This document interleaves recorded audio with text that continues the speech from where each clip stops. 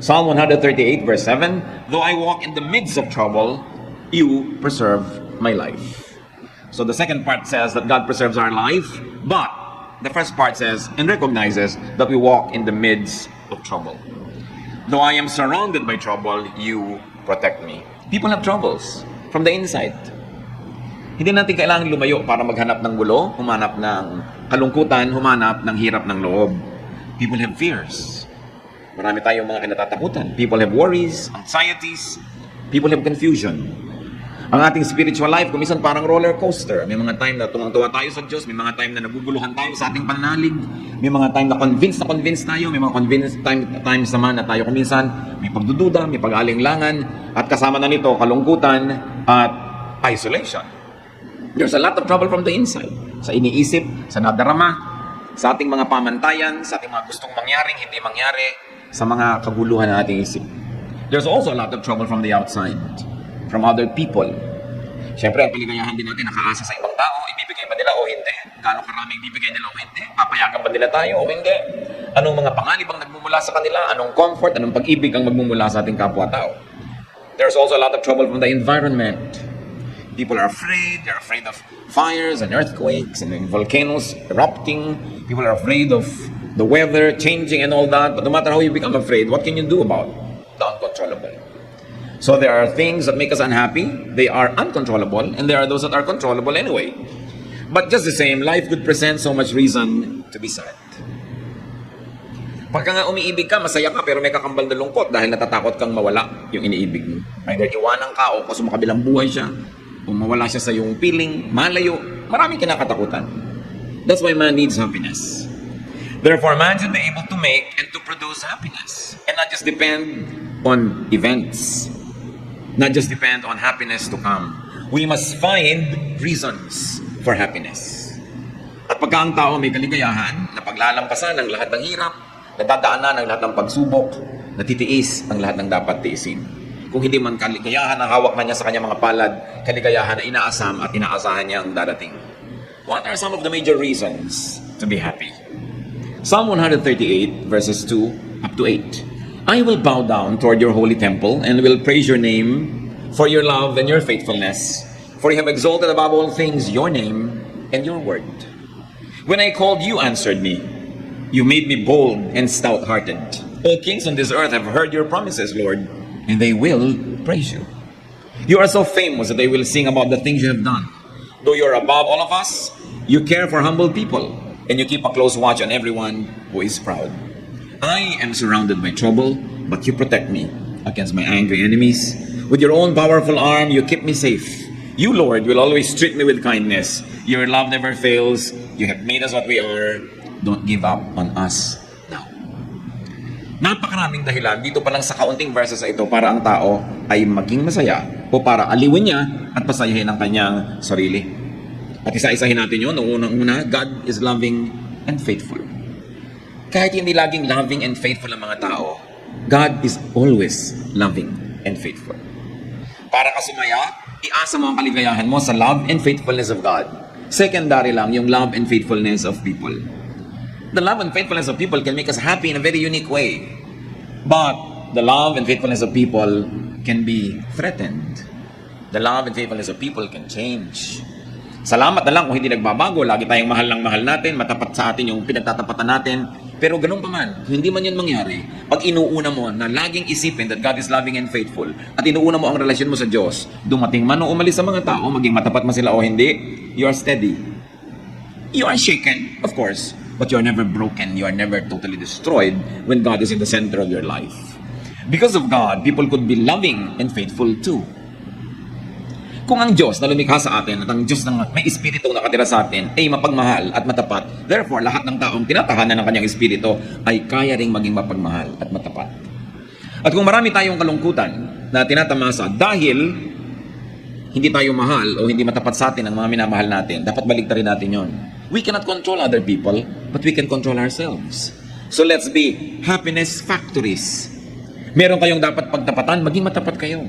Meron kayong dapat mahalin, mahalin ninyo para yung inyong pinagtatapatan at minamahal sumaya. At nabawasan ninyo sa pamamagitan ng pagkilos ng Panginoon sa ating buhay ang numero, ang bilang ng mga taong malungkot. at mga taong nababagabag. At dahil kumikilos din ng Diyos sa ibang tao, sila man maaaring maging paraan ng Diyos, kasangkapan para tayo ay mahalin ng Diyos through them. Therefore, open yourself to people's love. Because when you open yourself to God's love, you inevitably open your heart to love others, and you inevitably open your heart to accept the love of others. And then you are in the way of happiness. May mga daan, alam nyo, busy, may mga daan hindi halos nadadaanan. Yung pag-ibig, yung kasiyahan, may dinadaanan din yan, dapat nandun ka. Sa kalsada na yung katumira, sa address na yon, para lagi kang nadadaanan. Maraming tao, hindi sila masaya kasi ang address nila nandun sa gilid-gilid, hindi dinadaanan ng happiness. Kaya dapat kinikilala mo saan dumadaan yung happiness. Una na, kilalanin natin, God is loving and faithful. Two, God is true to His word. Saan pa tayo kumukuha ng lakas ng loob? Di ba sa mga pangako ng Diyos? At sinasabi, God is true to His word. Dapat alam mo ang mga pangako ng Diyos para maklaim mo.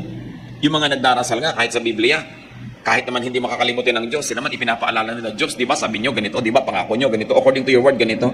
Hindi mo naman talaga ipinapaalala sa Diyos yun, ipinapaalala mo sa sarili mo na may pangako ang Diyos na ganon. Kasi hindi naman niya yung nalilimutan, pero nalilimutan natin. At kung nalilimutan natin i-claim ang mga pangako ng Diyos, tayo yung nalulugi. Kaya ang masayang tao, inaalam ang salita ng Diyos at naniniwala na nanalig na ang Diyos ay matapat. Tutog din niya ang kanyang mga sinasabi. And because God has His word in our hearts and God has His word printed, published, broadcast, God's wisdom is always relevant. Yung karunungan ng Diyos, nagbabago man ang panahon, nagbabago ang mga uso, hindi nagbabago ang karunungan ng Diyos. Magbago ka lang dapat ng paraan ng pag-apply nito, paraan ng pagbasa dito, para lagi kang makinabang. You know, bawat henerasyon, bawat lahi, bawat panahon, may mga unique elements ang kanilang kabihasnan. They have very, very unique civilizations. All the various generations of people and the various generations of civilizations. And their context help them define the true relevance of the Word of God to them. Kayong basa ng mga tao ng 16th century at pag-apply nila sa buhay nila, maraming pagbabago ang pagbabasa ng mga tao ngayon sa panahon na ito. Hindi nagbabago yung salita ng Diyos, but the way you apply it to your reality, because realities change, must be always timely. The unchanging Word of God, but our ever-fresh reading and ever-relevant application to our lives. Kaya marami mga tao ayaw nila maging religious kasi parang backward, parang sobrang conservative, pati language, pati kilos, parang pang 16th century. Hindi bagay sa panahon.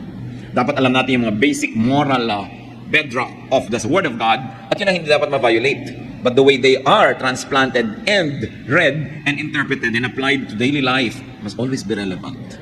Kaya ikaw nakahawak ka sa unchanging Word of God, pero nakaugat ka sa patuloy na nagbabagong daigdig.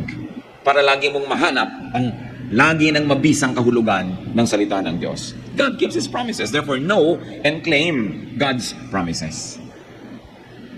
1 Kings 18, 25 to 26. Now, Lord, God of Israel, this is a prayer. Keep for your servant David, my father, the promises you have made to him when you said, you shall never fail to have a man to sit before me on the throne of Israel. If only your sons are careful in all they do to walk before me as you have done. And now, O God of Israel, let your word that you promised your servant David, my father, come true. Sinong nagdarasal? Si Solomon. Alam ni Solomon ang pangako ng Diyos sa ama niya na si David. Kiniklaim niya. Kasi siya ang magbe-benefit ng promise na yun. Kaya napakahalaga na maganda ating relasyon sa Diyos kasi pati mga anak natin nagbe-benefit sa maganda nating kasunduan sa Diyos. Joshua 21:45, not one of all the Lord's good promises to the house of Israel failed. Everyone was fulfilled. Totoo ang Diyos, pwedeng asahan. Another reason to be happy is that God rules. God exalts Himself, God prevails. Sa biglang tingin, parang hindi lagi itong totoo. Pero yan ang dapat mo ngayong malaman kung paano i-apply sa buhay, na kung sa tingin mo na practical, parang ang naghahari kuminsan ay kadiliman, pero alam mo na Diyos talaga ang tunay na naghahari. At ang mga paghahari ng kaguluhan, mga kadiliman, ay pansamantala. At ito ay haharap sa paghukom ng Diyos. Kaya ang dapat, lagi ka nang nasa panig ng totoo, sa panig ng tama, para hindi ka natatakot na humarap sa Diyos. Psalm 138:4-5, May all the kings of the earth praise you, O Lord, when they hear the words of your mouth. May they sing of the ways of the Lord, for the glory of the Lord is great. So ang itinedeclare dito is a submission of human kingdoms and human rulers, human ways and systems to the ways of God. At tayo, bagamat mayroong present mindset, meron din dapat tayong eternity mindset. That you process everything according to how it happens in your time, but you also contextualize it in the way it had been effective in the past, and it will continue to be effective in the future and in eternity. Ang nangyayari sa atin, may isa, dalawa, tatlong araw, sometimes tayo hindi nakakaintindi, yung hindi natin dapat ipako yung pananalig natin doon sa mga konting panahon na yun. Yung ating mga panahon na hindi natin nauunawaan ng Diyos will just be tiny dots in an otherwise long, happy line when we finally understand. Kaya ang sabi sa New Testament, now I know in part, but then I shall understand fully, even as I have been fully understood. Our knowledge is imperfect, and our prophecy is imperfect. But when the perfect comes, the imperfect will pass away. Kaya ang dapat nating laging hinihintay, lalo sa mga bagay na hindi natin nauunawa, yung pagdating ng Panginoon na para ipaliwanag lahat sa atin yan, ang ating pagpunta sa kanyang piling na biglang bubukas ang ating isip at maunawaan natin ang lahat. Kaya ngayon, what is important? Faith. Faith is the best weapon we have against loneliness. Faith is the best weapon we have against doubt and against insecurities and uncertainties. Because faith is the assurance of things hoped for. It is the evidence of things not seen. That's why people are saved by faith, not by their knowledge. Kasi yung alam mo, syempre mananalig ka na doon. Pero hindi mo naunawaan na nanalig ka, yun ang hinahangaan ng Diyos at pinapahalagahan. Hindi naman ibig sabihin na mamuhay tayo sa ignorance na wala tayong naiintindihan. But for the few things that are not clear, when I was a child, sabi nga sa Bible, I thought like a child, I reasoned like a child. And now we are in a childhood state. When it comes to terms of eternity, what is the lifetime of a human being? 90 years? 100 years? We will never become adults spiritually. We are like children. But sabi niyo ganon, now the time I become a man, I give up childish ways. There will be changes. And those changes are the ones we aspire for when we will finally comprehend the things that are beyond our minds at present. Another reason to be happy, according to what we have read, is that God answers prayers. Sumasagot ang Diyos. Pero bakit maraming sinasagot ng Diyos, hindi pa rin sila masaya? Because they want only a yes answer from God. Kaya hindi sila masaya. Pero pag Diyos ang sumagot, yes is a blessing, no is a blessing, wait is a blessing. Because God is always true and God is always loving. Therefore, His no is His best way of loving you at times. Nagiging malungkot tayo kasi conditional yung happiness natin pag ang sagot yes. Pero itong tandaan natin mga kapatid, pag Diyos ang sumagot ng no, yun ang the best. Because God knows best. And God can say, wait. And so when God says wait, you wait. Huwag kang masyadong mainipin. Iba ang panahon ng Diyos sa ating panahon. And God's timing is always perfect. Marami tayong lungkot dahil sa inip. Nababagot tayo. Marami tayong lungkot dahil nabibigo tayo sa hinihingi natin sa Diyos. May nagtatampo pa sa Diyos. Pero, di ba ang marunong at mahusay magmahal na magulang, marunong di mag-no sa kanyang anak? Hindi lahat ng hinihingi ng anak mo na sa kanyang limitadong pananaw ay mabuti sa kanya, ay ibibigay mo. Dahil sa iyong mas mature na pananaw at mas mapagmahal na pananaw, hindi dapat mapunta sa kanya. Kaya kuminsan ang mga bata, nagtatampo pa, nagagalit sa magulang, pero pag naging magulang na sila, doon nila nauunawa, minahal pala ako ng magulang ko by saying no. At merong mga tao na pagkatumanda na, nare-realize sila at sinisimbatan ng mga magulang na bakit lahat ng gusto namin binigay nyo? Bakit hindi kayo marunong magdisiplina? Bakit hindi kayo pumigil? Nagkaganito tuloy kami. Pagkatumanda yung mga bata na yun, natuwang-tuwa dahil todo pa sa magulang, sinisisi rin ng magulang. Kaya tayo, when we become really spiritually mature, we will be thankful for every no answer of God. For now, be happy with it in faith. Para hindi tayo maraming nirereklamo sa buhay. God gives courage. Sa mga pinanghihinaan ng loob, sa mga nanghihina ang pananalig, sa mga natatakot, anong nagpapasaya? Yung binibigay ng Diyos sa atin na tibay, courage, katapangan. Kaya, lagi ka dapat sa Diyos na malapit. And what's important is that God cares for humans, for persons, especially for humble people. Ano ba mas maging madali? Magyabang o maging mapagpakumbaba? Ano ba ang mas low maintenance, kayabangan o kapakumbabaan? Kaya ang tao nagpapakumbaba, mas madaling sumaya. Ang tao hindi nagyayabang, hindi nagmamataas, hindi nagmamatigas, mas marami siyang kaligayahan. At kung sinabi sa binasa natin sa scripture that God cares for humble people, you want to be happy? You want God's care? Be humble. At hindi lang Diyos ang magiging maibigin sa iyo, pati kapwa-tao. Kasi wala namang taong natutuwa at nagmamahal sa mayabang, sa matigas ang loob, sa nang titikis, sa nang sasadista. Wala namang natutuwa sa ganun. Kaya dapat makita natin ang pandaraya ni Satanas. Pag natitem tayong maging mayabang, maging matigas dyan, maging mahirap na makasundo, gusto ni Satan mangyari yun para magalit sa atin ng mga tao, para lalo tayong lumungkot, at para malayo din tayo sa Diyos. So God cares for humble people. You want to be happy? Be humble. Make it a habit to be humble. Kasi pag mayabang ka, may minimaintain ka. Pag mini-maintain ka, nakaka-insecure, baka hindi mo lagi ma-maintain. Nadadagdagan ang mga nervyos mo sa buhay. God keeps the proud in check. Why should that make you happy? Because if you're the one being proud, God prunes you and corrects you para hindi ka lalong lumala. Ang palo ng Diyos, isa na naman yung paraan ng pag-ibig. Napalo ka dahil mahal ka. Yung bang anak ng kapitbahay na hindi mo mahal, papaluin mo pag gumagawa ng mali? Hindi mo naman mahal yun eh. Pero yung mahal mo, papaluin mo. At pag pinapalo tayo ng Diyos, siya ang unang-unang nasasaktan. Tulad din ng magulang na namamalo ng anak. Liban na lang yung mga magulang na sa sobrang galit, gumaganti na lang talaga, nang bugbog na lang ng anak dahil nang galit, nang nagalit siya. Pero yung kalmado ka, papaluin mo, mahirap gawin yun. Kaya nga ang mga magulang, pinapayuhan natin, pag galit na galit kayo, tinuturo naman sa Bible, mamalo ng anak eh. Pero huwag kayong mamalo habang galit kayo. Kasi baka naghihiganti lang kayo noon.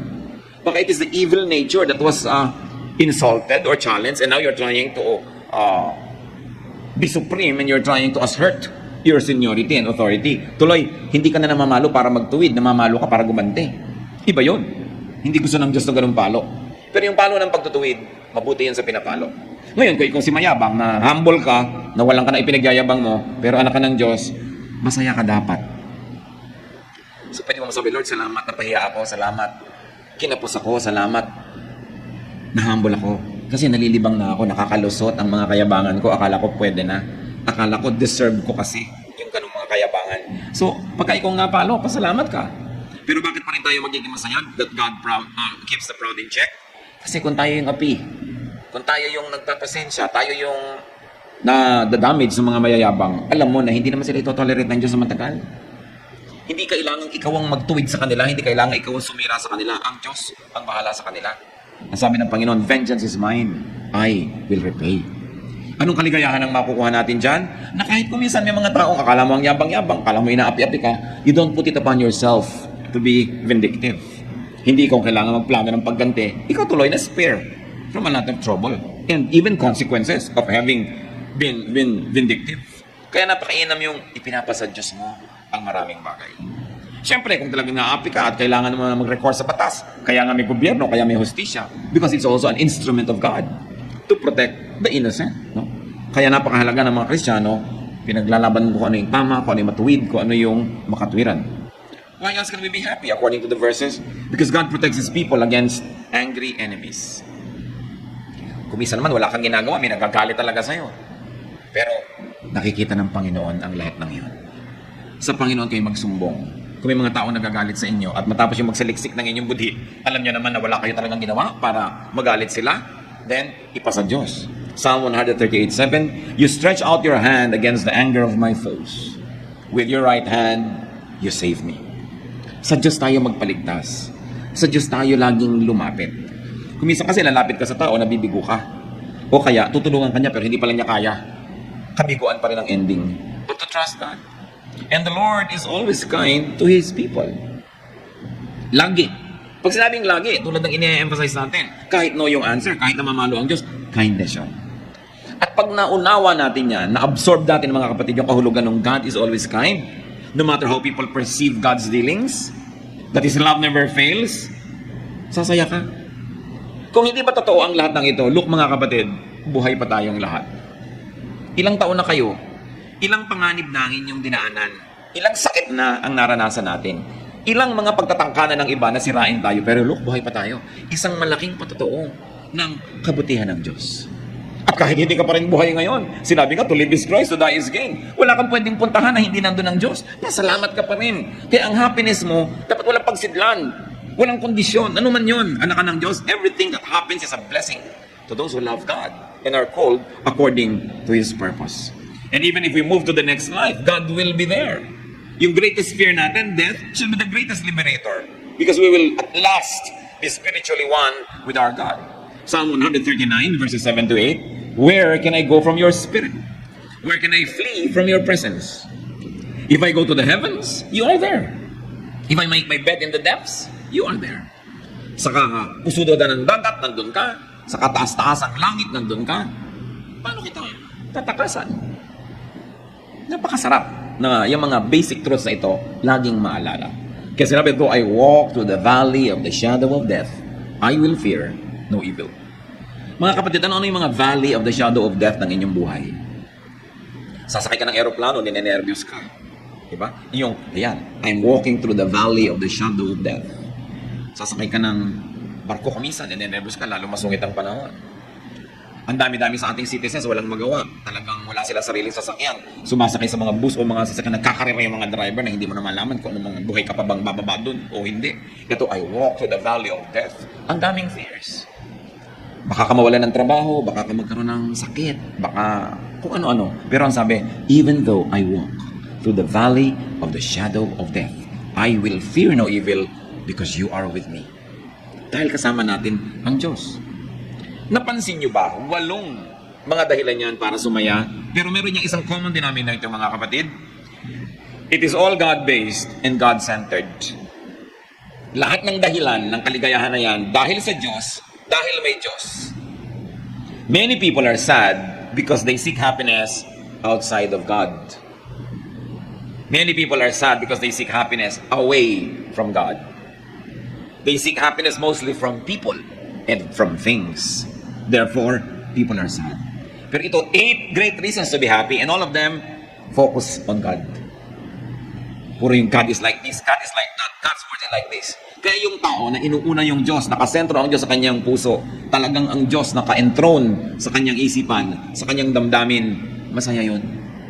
Kahit dinadalaw ng paminsan-minsang lungkot, dinadalaw natural ng paminsan-minsang mga duda, pero paminsan-minsan at hindi siya nagkakagiba-giba. Dahil Diyos ang sentro ng kanyang buhay. At ito ang itinuturo ng Panginoon. Alam niyo, struggle ko matagal yan nung araw. Tinatanong ko sa Diyos, bakit lagi mo, Lord, gustong number 1? Bakit kailangan number 1 lagi? Is God egocentric? Kulang ba siya sa pansin? Pero talagang na-share ko na rin sa marami sa inyo. The Lord revealed to me that He wants to be number 1. Because when He is number 1, we will be happy. Pag ginawa mo number 1 tao, kawawa ka. Pag ginawa mo number 1 bagay, kawawa ka. Pero pag Diyos yung number 1, lagi siyang nandun. Di siya nagbabago. Lagi ka niyang mamahalin. Mahalin ka man o hindi ng tao, magkaroon ka man ng pera o wala kang pera, andun lagi yung Diyos. Kasi pag number 1 siya, siyempre number 2, number 3, number 4 mahalaga. Pero hindi masyado, hindi kasing halaga ng number 1. Ngayon, isipin niyo mga kapatid, ano ba o sino ang number 1 sa buhay natin? Pag sinabi mo, ay, ang number 1 kong aking misis, mahirap yan, dapat number 2 lang siya. Dapat number 1 ang Diyos. Number 2 din si Mister. Kasi ang number 1, Diyos. Mga misis, huwag na kayo mag-asam na number 1. Pag Diyos ang number 1, number 2 lang kayo, sigurado wala nang number 3. Pero kung kayo number 1, baka may number 2, 3, 4, 5. Mahirap yan. Dapat Diyos ang una talaga. Kaya sa atin naman mga anak, ituturo natin ang pag-ibig sa Diyos, sa ating mga mahal sa buhay. Pagka lahat tayo ang number 1 Diyos, ang ganda ng mundo.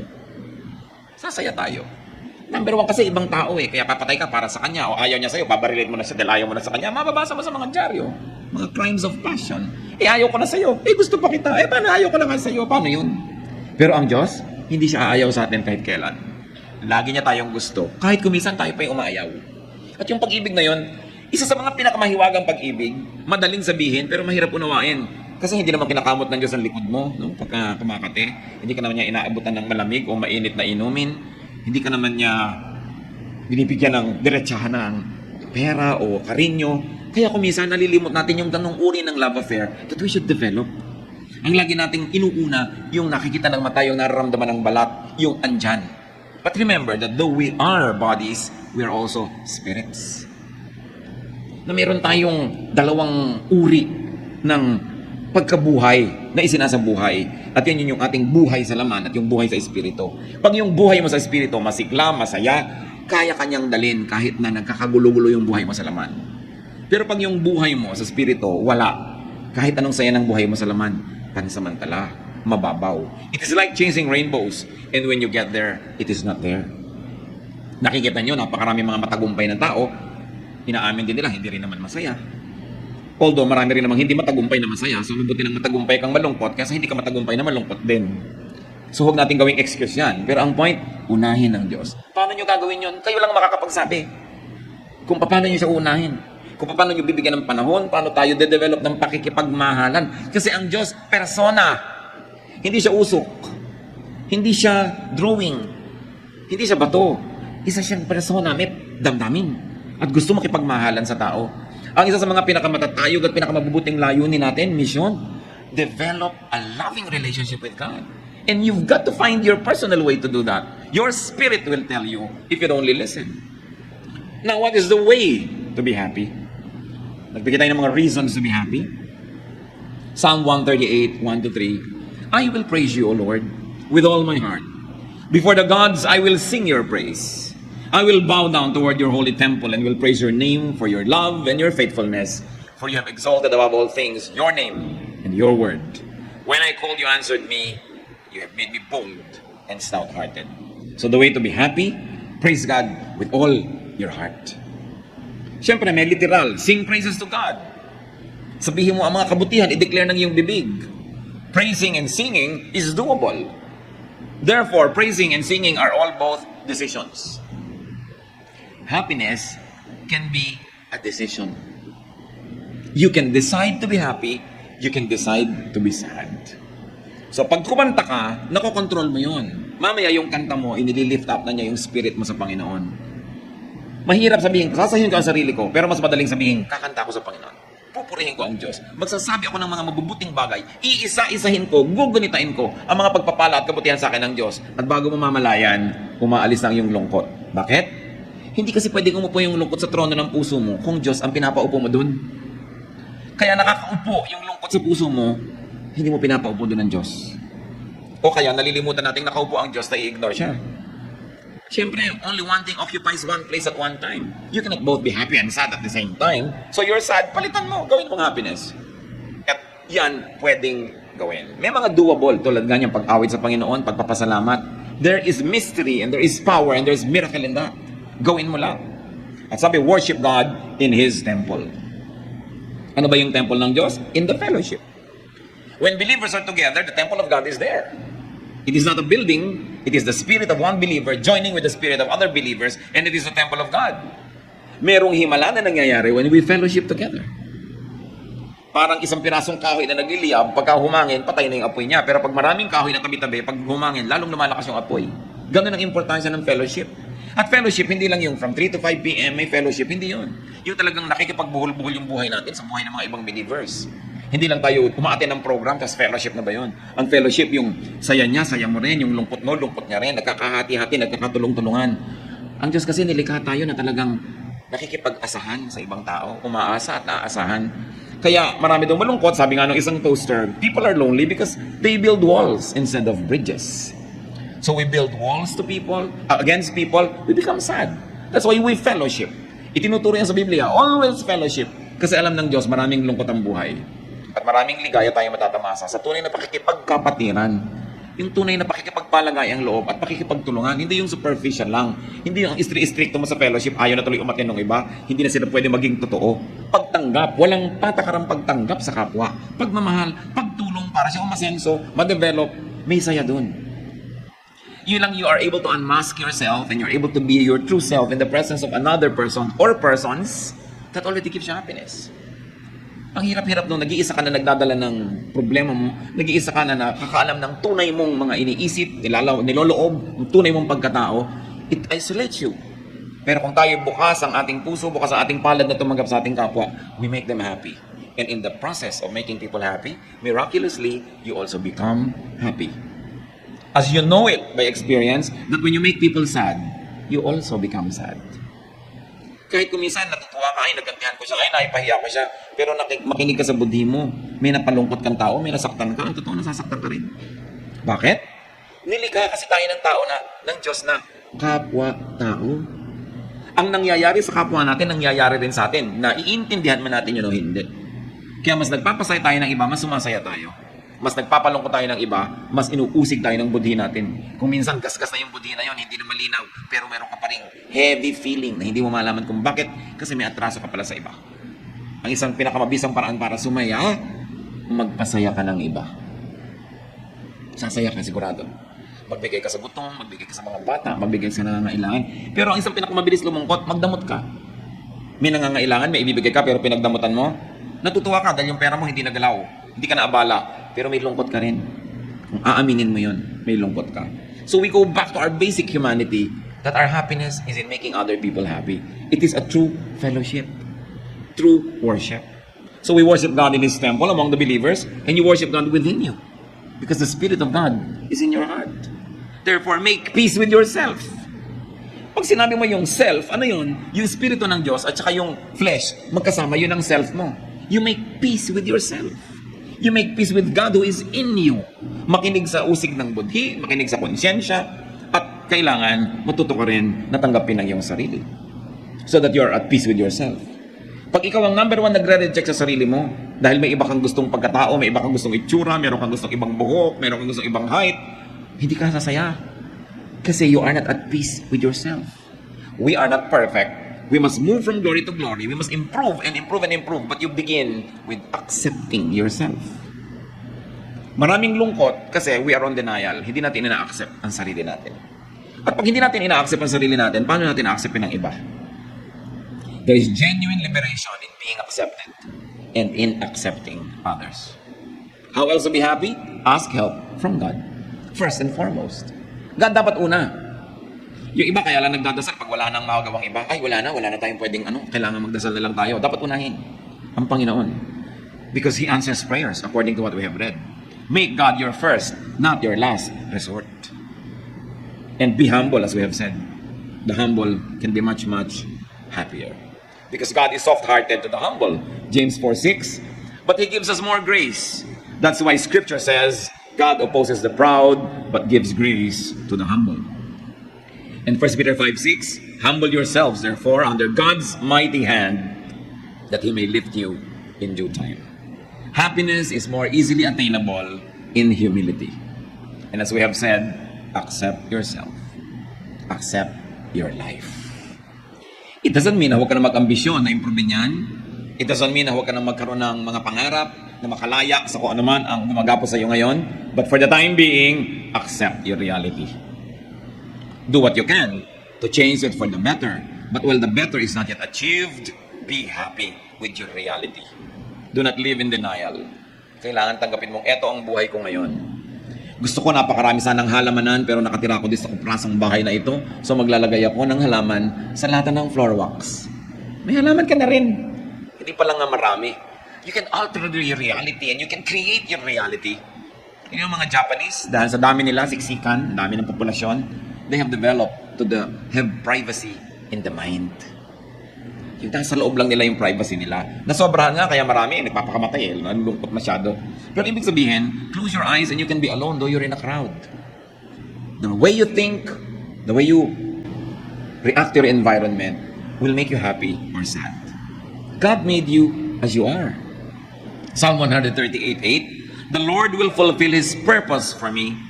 Your love, O Lord, endures forever. Do not abandon the works of your hands. So pinapaalala, nung umaawit dito, huwag mong pababayaan, Diyos, ako na ikaw naman ang lumikha. Ganito naman ako kasi dilikha mo kung ganito, di ba? Sino bang lumikha sa atin, di ba, Diyos? Pero dahil nga sa nangyari sa humanidad na nalayo sa Diyos, so minsan sa iba sa atin, mas malayo, mas malapit sa image of God. So lahat tayo dapat lumapit ng lumapit. Pero your basic humanness and humanity, hindi naman creator si Satan eh. It's God who created us. So, sabi niya, do not abandon the works of your hands. Ako, O Diyos, ay gawa mo. So, turuan mo ako kung paano ko mabumuhay ng masaya, maka-Diyos, makatao, na ako ay ako. Na hindi ako yung iba. Na hindi ko pinipilit maging iba ako kasi ako ay ako at gawa mo ako. Although, I will improve myself and I will continue to change from glory to glory, but I will begin with accepting na kayo ang gumawa sa akin. Kaya ako ganito, ginawa niyo ako. At kung tayo mga kapatid, ay magkakaroon din ng ganyang paningin sa iba. Kaya ganyan yung nanay mo, kaya ganyan yung tatay mo, kasi ginawa siya ng Diyos. Pero ginawa ka, pero anong reaction mo sa buhay? Kaya kung minsan sumasama yung ugali natin, ginawa kang ganito, pero nagre-react ka differently. That's why kahit parehong tao na merong basic na training, basic na childhood together, ano nangyayari? Nagkakaiba-iba sila. Kasi iba ang pagproseso mo, iba ang pag-react mo. Meron pag inuutusan ng magulang, nagagalit. Meron pag inuutusan, sumusunod agad. So, control your behavior. Para lalo kang umasenso at bumuti. But you begin and not end with accepting yourself. Gawa ka ng Diyos eh. Ang daming kalungkutan kasi hindi mo ma-accept yun eh. Hindi mo nare-realize that you are fearfully and wonderfully made. Kung minsan meron kang napakalaki mga kahinaan para lang palalalong makita ang himala ng Diyos sa'yo. Kasi kung kinreate ka man, napuno ka na, hindi mo na kailangan yung Diyos. Kaya mga kulang-kulang. Kasi gusto ng Diyos punan. Gusto ng Diyos na punuin niya ng punuin yan. Para habang lumalawig ang buhay mo, may fellowship kayo, meron kang continuing need for God. Kasi alam nyo to mga kapatid ha, pag sobrang lusog natin, nakakalimot tayo sa Diyos dumasal, pero madadasalin ka kung may sakit ka. Kung may sakit ang mahal mo sa buhay, lalo madadasalin ka. Pag ang dami mong pera, madaling makalimot sa Diyos. Pero yung wala kang kapera-pera, talagang abot-abot ng dasal mo. May fasting pa kumisan yan. No? Pagka meron kang papa, nakakalimutan mo yung Diyos. Pagka nawala si papa, back to God ka na naman. Serve ka na naman. Kanta ka na naman. Turo ka na naman kasi wala si papa. So, kaya may mga kulang tayo. Huwag niyong isipin na nilikha tayo ng Diyos na may kapintasan. Kaya tayo may kulang para punan ng Diyos. Pero tatanggapin mo sa simula, kulang ako. But here I am, Lord, fill me with your glory. Huwag niyong ikalungkot ang mga kulang sa inyo, ikatuwa niyo, dahil dyan kayo pupunuin ng Diyos. Kasi sinabi ni Paul, when I am weak, then I am strong. Kasi kung saan ako kulang, doon may opportunity ang Diyos, napunan ako. Kaya yung mga taong punong-puno na, ang yabang-yabang na, anong ginagawa? Inililigwak ng Diyos, itinataob, inaalis yung mga pumupuno sa kanila para maging humble ulit. Lord, kailangan ko kayo. So sino ba nagbabalik sa loob, ng balik loob sa Diyos? Yung biglang umaasenso o yung biglang nag-fail? Madalas yung nagfe-fail. Although meron dahil umasenso, matalino siya. Ay, mahal-mahal ako ng Diyos. Lalo ako magpapaka-Diyos. Pero bihira yun. Madalas yung punong-puno ka na, itinapon nga. Ayan, hindi biglang wala kang laman. Dasal ka na naman. Balik ka na naman sa Diyos. Kaya pagka naitapon na gano'n yun, di ba, laging loving ang Diyos? Lagi siyang tama. Kasi mo, Lord, bakit meron ako na wala pa? Kasi nalilimutan mo na ako Bumalik ka. Come back to me and I'll come back to you. Sabi ng Panginoon, return to me and I will return to you and I'll fill you again. Pupunin uli kita. Siksik-liglig ko maapaw. Pero kailangan nandiyan ka, ready to be filled. Masarap yung ganun. So, sino ang nakakatanggap talaga ng mga himala? Di ba yung nagkakasakit? Yung lagi naman malusog. Di naman nila alam na everyday himala yun na nami-maintain. Kaya, hindi ko sinasabing ibigin natin na maging kulang, maging may sakit, maging mahirap. Pero kung yun ang kalagayan mo ngayon, yun ang reality mo, huwag mo ireklamo. Ipagpasalamat mo na may opportunity kang lumapit sa Diyos. At ang Diyos ay nalalapitan. At ang Diyos ay sumasagot sa panalangin. At pupunuin ka niya. Ngayon, ang panalangin at ang tunay na pananalig, hindi ka pa pinupuno, nagpapasalamat ka na because you know that God is faithful. Di nawawala yung lungkot mo. Hindi mo lang sinapsychologize sa sarili mo dyan. Totoo yan. Pinangahawakan. Kasi sa nananalig, ang iniisip pa lang niya, totoo na. Kaya faith is very important. It is very, very crucial. There is so much reason to be unhappy, but there's much more reason to be happy. There's a way to be happy. Praise God. What does it take to praise God? Count your blessings. Thank God and praise God. And when you do that, God will change your mood. Psalm 30, 11 to 12. You turned my wailing into dancing. You removed my sackcloth and clothed me with joy, that my heart may sing to you and not be silent. O Lord my God, I will give you thanks forever. Sabi, tinanggal mo ang pagluluksa ko, pinalitan mo ng damit na pampiesta, ang aking luksang damit. Ang pagpalaho ko at pag-iyak ko, pinalitan mo ng pagsayaw. Magagawa yan ng Panginoon sa atin, mga kapatid. At napakahalaga, gusto kong bigyan ng diin muli, be a happiness factory. Don't be a loneliness factory. Think happy thoughts. Make people happy. May asawa ka, pasayahin mo siya. Araw-araw, bawat sandali na kaya mo.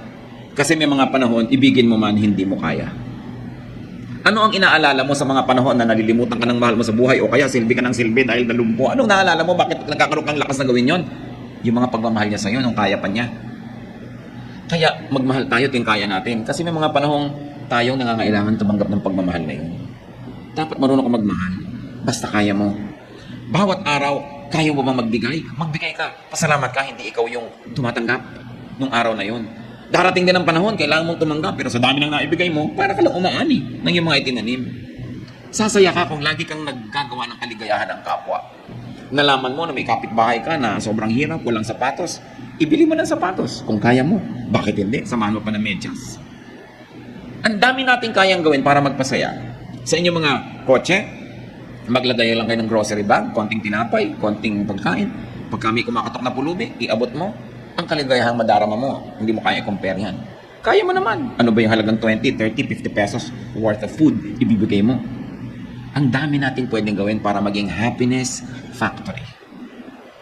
Mga anak, isipin yung mga magulang nyo, paano nyo sila papasayahin? Ipinapasyal, binibigyan ng panahon. Of course, dapat yung sustentuhan, lalo't matanda na. Pero hindi sapat. You should give time, attention, be a happiness factory. Magulang ka, paano mo pasasayahin yung anak mo? Pero madalas, nadadaya tayo ng jablo, ha? nagiging tayong loneliness factory. Tayo nagiging dahilan kaya lumulungkot yung mga tao. Yung mga umaasa sa atin, binibigo natin. Yung mga tao, pinapahiya natin.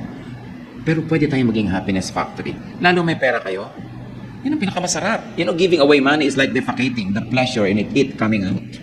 Yan ang talagang tunay na ligaya, yung lumalabas, yung pera.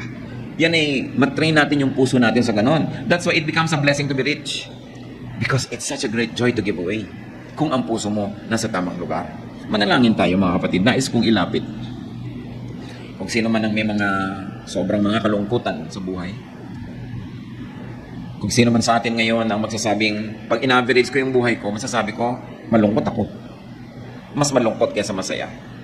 Nais kong ipanalangin ang sino mang magsasabi sa Lord na, Lord, kulang po ako, punan niyo ako. Nagkakatipon-tipon tayo mga kapatid para pagpalain ng Diyos. Gusto ko ngayong ipanalangin at nananalig akong didinggin tayo ng Diyos. Hihipuin ang ating mga puso. Sino man ang ngayon nagsasabing, ang dami-dami kong kalungkutan, gusto kong sumaya at sa Diyos ako lalapit. At nais ko sa ilang saglit, manalangin tayo ng personal na panalangin sa Diyos. Ano man ang gusto niyong sabihin sa Kanya tungkol sa kalungkutan o mga kalungkutan ng buhay niyo. Let's be alone with God. God hears and God heals. Aming Ama sa langit, Ama ng aming Panginoong tagapagligtas na si Jesus, Diyos na lumikha sa amin, Diyos na lumikha ng langit at lupa. Kinikilala namin ang paggawa mo sa amin. Kinikilala namin ang aming mga kakulangan, maging aming pagkukulang at likas na mga kulang sa amin. Lahat ng ito, Panginoon, sa iyong paanan namin dinadala, O Diyos Ama. Kayo ang nakapapatid ng laman ng bawat puso na narito ngayon. Kayo ang nakakaalam ng dahilan ng pagtayo. Alam nyo ang punot dulo, ang pinagmulan at tutunguhan ng aming mga lungkot. Dalangin namin sa iyo, Panginoon, pawiin mo po ang mga ito sa iyong mapaghimalang paghipo sa aming puso. Bunutin mo ang mga malalalim na ugat ng kalungkutan sa aming buhay at palitan mo ito ng tanim na kaligayahan. Mag-ugat sa aming puso at sa aming espiritu ang kasiyahan, kagalakan, kasayahan. Turuan mo kami, Panginoon, na maging instrumento mo, na maging happiness factory. Na sa aming kalungkutan, unahin namin yung lungkot ng iba. At sa pagpapasaya namin sa kanila, pasayahin mo rin kami. Dalangin namin, Panginoon, ihayag mo rin sa amin, nakatayo man ngayon o hindi, ang anak mo. Ihayag mo kung paano kami nagiging loneliness factory. Kung paano kami nagiging kasangkapan ng dyablo na magpalungkot sa iba imbes magpasaya. Kung paano kami pumapayag na kami magamit na maging instrumento ng kalungkutan, ng hirap ng loob. Patawarin mo po kami, Panginoon, sa aming mga pagkukulang. Patawarin mo kami sa aming mga ginagawang nakakapagpalungkot sa aming kapwa na pwede naman naming hindi gawin. At bigyan mo rin kami ng lakas sa makapagpasaya. At sa paggawa namin ng lahat ng ito, sa pagsunod namin sa iyong kalooban, Panginoon, paghimalaan mo ang mga anak mo ngayon na ito. Hipuin mo ang puso, Panginoon, pahirin mo ang luha sa pisngan ng iyong mga anak. Patibayan mo ang aming pananalig. Bawiin mo ang aming mga kalungkutan. Palitan mo ng kaligayahan, O Diyos. Buksan mo ang aming mata para makita namin ng maraming dahilan para kami sumaya. Tanggalin mo ang mga bumubulag at tumatakip sa aming mata para hindi namin makita ang mga blessing mo. Tanggalin mo yung mga piring namin, Panginoon, na nagpapadilim sa aming isip, nagpapalungkot sa amin at nagbibigay ng mga insecurities because we forget that you are God and you are in heaven and you are God of all gods and that, O Lord, you love us and you're always faithful to us. Patatawarin mo rin kami kung nakakagawa kami, Panginoon, ng mga tao o bagay na number one at kayo napapaurong sa malayo na priority namin. Ibalik mo ang init ng pag-ibig namin sa iyo at ibalik mo rin ang init ng pag-ibig mo sa amin, Panginoon. Gaya ng mga bagong nananalig sa iyo kung gaano nag-aapoy ang pananalig, ang paglilingkod, ang kaligayahan, gawin mong totoo ito sa buhay ng mga anak mo ngayon. At nawa, Panginoon, sa muli naming paglapit, pakikipagkasundo, pagkilala ng pangangailangan, yung kalooban mong maganda, yung kalooban mong kaibig-ibig, maghanap sa aming buhay. Mga kapatid, manalig kayo, tanggapin nyo mula sa langit ang hinihingi nyo ngayon sa Panginoon. Ang pag-alis, paglalako ng inyong mga kalungkutan at pagpalit ng kapayapaan, kaligayahan, katiwasayan. Maghari nawa sa inyong mga puso ang tahimik na buhay. Makatulog nawa kayo ng mahimbing pag kayo humihiga. Makakain nawa kayo ng masarap pag kayo nasa hapagkainan. Sumaya nawa ang inyong mga buhay at sa panahon ng mga kalungkutan, huwag kalimutan na ito'y pansumandali at ang Diyos nagbibigay ng saya at ng lungkot din. Pero ang makilala nyo, yung lungkot na nanggagaling kay Satanas, tanggihan ito. Pero ang lungkot na pinapayagan ng Diyos, tanggapin. Sapagkat ito'y nakakapagpadalisay ng ating pagkatao. Panginoon, ipakilala mo sa amin yung nagmumula sa inyo at matanggap namin para sa ikabubuti ng aming espiritu. At sa ilang saglit, muli, personal makipagniig sa Diyos, pakinggan ang udyok ng Espiritong Banal para tayong magsaya sa buhay at lalo tayong maging kasangkapan, maging happiness factory. Be alone with God for a while.